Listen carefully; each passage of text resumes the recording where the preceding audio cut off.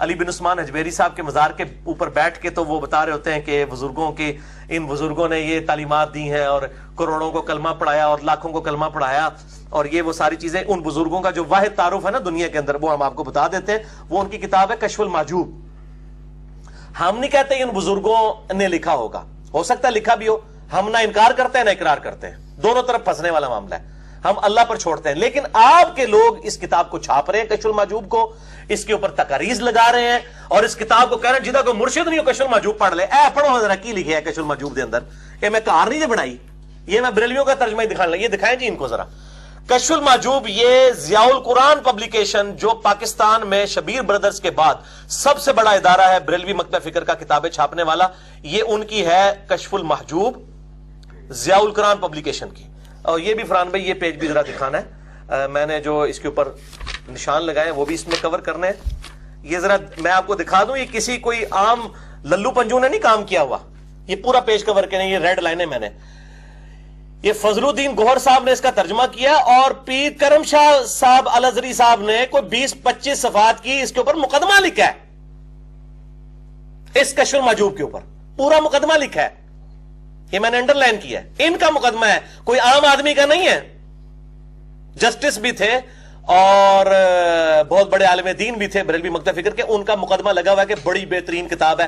اور اس کتاب کے اوپر میں کم از کم 5 گھنٹے کا لیکچر دے سکتا ہوں جو نبی صلی اللہ علیہ وسلم کی گستاخیاں اس کشف المحجوب کے اندر موجود ہیں.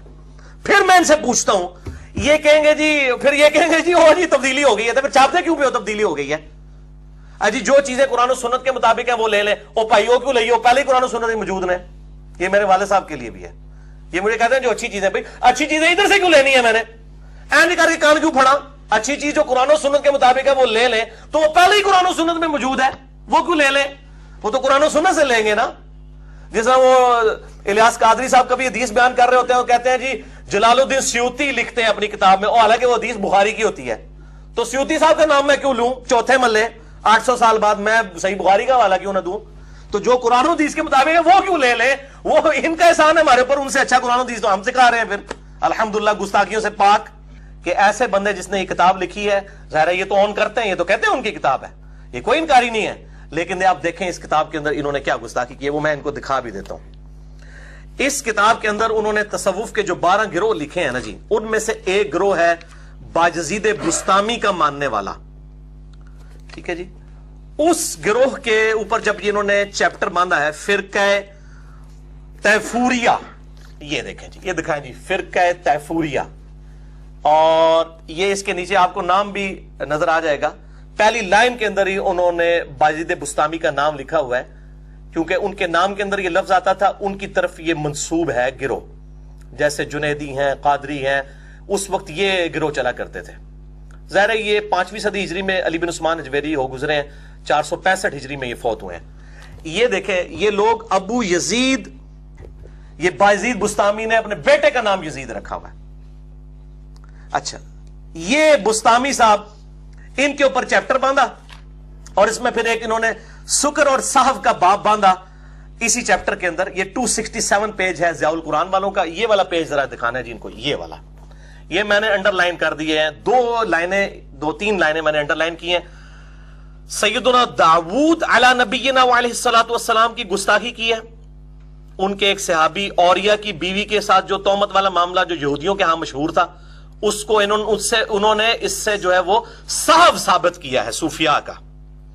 اور نبی صلی اللہ علیہ وسلم کے بارے میں ایک جھوٹا واقعہ زید ابن حارثہ کی بیوی والا جو سیدہ زینب کے بارے میں, وہ اس سے انہوں نے سکر ثابت کیا ہے, اور کہا کہ جی جو باجزید بستامی سکر کے قائل تھے تو اس کی دلیل جو ہے نبی صلی اللہ علیہ وسلم بھی حالت سکر میں چلے گئے تھے, نعوذ باللہ من ذالک.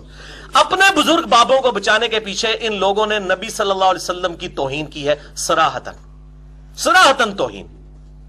اور یہ لکھا نہیں ہے, اس سے رزلٹ نکالا ہے.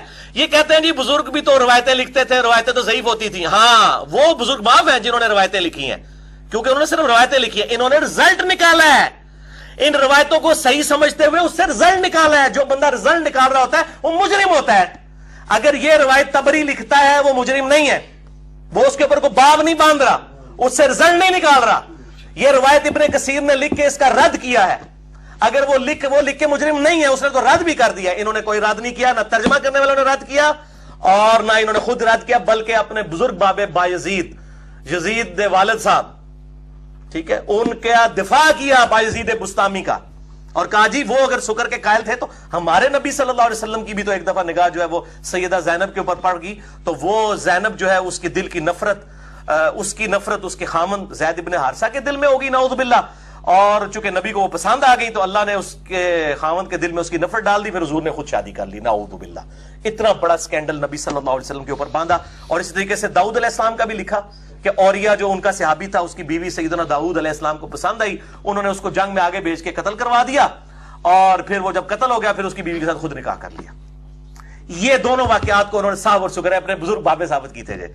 یعنی بزرگ بابے ثابت کرتے ہوئے اپنا ایمان جو ہے نا وہ اب پتہ نہیں کہاں رہ گیا، اگر انہوں نے یہ لکھا ہے. بہرحال ان کا چونکہ عقیدہ ہے، ہم انہی کو ہی انڈورس کرتے ہیں، جن کے بزرگ ہیں انہی کی بات کو اتھارٹی ماننا چاہیے نا، تو انہی کے بزرگوں نے لکھا ہے تو یہ اس پہ دے. اور میں نے بتایا اس کے اوپر مقدمہ لکھا ہے پیر کرم شاہ صاحب نے، ٹھیک ہے. لیکن آپ دیکھیں کہ ان لوگوں کی دو رخی کیا ہوتی ہے. اس کتاب کی پوری تعریف کی اور اس میں یہ جو واقعات ہیں یہ سارے واقعات پیر کرم شاہ صاحب کے کھاتے میں پڑ گئے. لیکن دوسری طرف یہی پیر کرم شاہ صاحب الازہری ہیں، انہوں نے یہ ضیاء القرآن، یہ میں نے اسپیشلی اوریجنل کتاب سے فوٹو کاپی کرانی تھی، دکھانی تھی، میں نے دکھا کے یہ فوٹو کاپی کرا کے رکھی ہوئی ہے. یہ چوتھی جلد جو ہے ضیاء القرآن پبلیکیشن والوں نے ہی پیر کرم شاہ صاحب الازہری کا سورۃ الاحزاب میں جہاں پہ وہ آیات آتی ہیں نا زید ابن حارثہ والی، جس کے اوپر یہ جھوٹا ایک واقعہ ہے، انہوں نے لکھا ہے کہ یہ واقعہ جو ہے یہ غیر مسلموں نے جو ہے نا وہ گھڑ کے تو یہ اس طریقے سے اس سے غلط رزلٹ نکالے ہوئے ہیں. اب میں آپ کو الفاظ ذرا پیر کرم شاہ صاحب کا فتویٰ علی بن عثمان حجویری صاحب کے اوپر، اب یہ دیکھیں کیا لکھتے ہیں اس میں. انہوں نے لکھا ہے یہ والا جملہ ہائی لائٹ کرنا جی، نیچے والا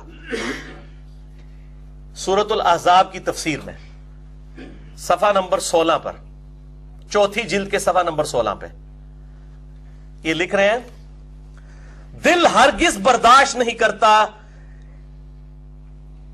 کہ ان کی اس یاوا گوئی کو لکھنے کی جرت بھی کرے. انہوں نے کہا کہ یہ جو واقعہ ہے نا میرا دل گوارا نہیں کرتا، یہ جو بکواس کی ہے، یاوا گوئی کہتے ہیں بکواس کرنے کو، میرا دل گوارا نہیں تھا کہ میں ان کا ریفرنس بھی کوٹ کرتا کہ جن لوگوں نے یہ واقعہ لکھا ہے، لیکن جب تک اسے لکھا نہ جائے اس وقت تک رد ممکن نہیں ہے. ہماری بھی مجبوری ہوتی ہے، ہم چشتی رسول اللہ کبھی بول رہے ہوتے ہیں یا لکھ رہے ہوتے ہیں تو مجبوراً ان کا رد کرنا. انہوں نے کہا کہ کوئی جرت نہیں کرے گا اس یاوا گوئی کی. آگے جا کے انہوں نے جو لفظ استعمال کیا وہ بھی ذرا دیکھیں. یہ علی بن عثمان حجویری اور کشف المحجوب کے اوپر بھی سیدھا سیدھا فتویٰ ہوگا، انہوں نے پتہ نہیں سی ورنہ شاید نہ ہی کر دے، رجوع کر لیں دے. یہ والی جو لائن میں نے انڈر لائن کی ہے یہ بھی ذرا میں الفاظ ذرا پڑھ کے پیر کرم شاہ صاحب کے ادھر جو ہے تقریز لکھ رہے ہیں، مقدمہ لکھ رہے ہیں کشف المحجوب پہ، یہاں کیا لکھ رہے ہیں. جب حقیقت حال یہ ہے تو کوئی غیرت مند اور حقیقت پسند شخص اس داستان سراپا ہزیان کو قبول نہیں کر سکتا. وہ کہتے ہیں بے غیرت ہوگا جو اس طرح کی داستانیں لکھے گا، اور جو کشف المحجوب کے اندر صاحب اور شکر ثابت کر رہا ہوگا اس واقعے سے وہ کیا ہوگا، یہ دیکھ لیں. انہوں نے لکھا ہے بے غیرت ہوگا، ہاں جی بے غیرت ہوگا.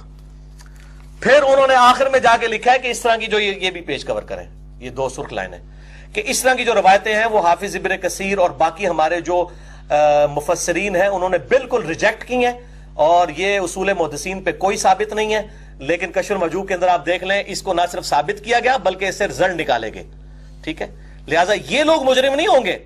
پیر کرم شاہ صاحب پھنس گئے کیونکہ انہوں نے 2 رخی اختیار کی، وہاں پہ اس کی تعریف کی، ادھر یہی وہی ہے نا جو ایسا کرو کہ بھی اپنی پبلک بھی خوش ہو جائے دوسرے کو بھی کر دو.